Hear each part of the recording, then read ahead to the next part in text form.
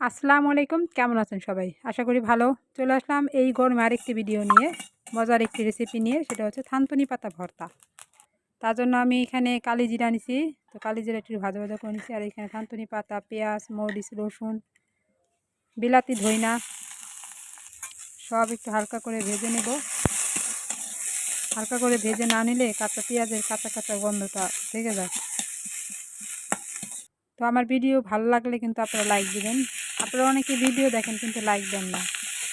আমি নতুন বলে কি আমার ভিডিও ভালো লাগে না? ভালো লাগলে লাইক দিবেন, আমার চ্যানেলটিকে সাবস্ক্রাইব করবেন। আর এখানে আমি পাতার থানতুনি পাতা, ধইনা পাতা একটু ভাজা ভাজা করে নিছি।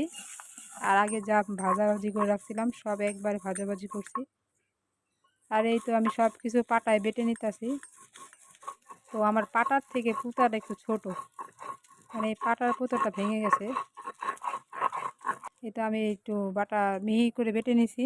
অনেক ঝাল, এমনিই তো গরম, তার মধ্যে মরিচ। তো আমার বাটা তো হয়ে গেছে। আমাদের আর অনেক থানতুনি মজা, অনেক। পাতার রেসিপি থানতুনি শেষ। পাতা ভর্তা বাগানে, বাড়িঘরের আশেপাশে পাওয়া যায়। আর আমরা গ্রামে থাকি তো বাগানে অভাব নাই। তো ভালো থাকবেন সবাই, আমার জন্য দোয়া করবেন। এই যে আমাদের সেই আর আমার থানতুনি চ্যানেলটি ভালো পাতার লাগলে রেসিপি। সাবস্ক্রাইব করবেন, লাইক দিবেন।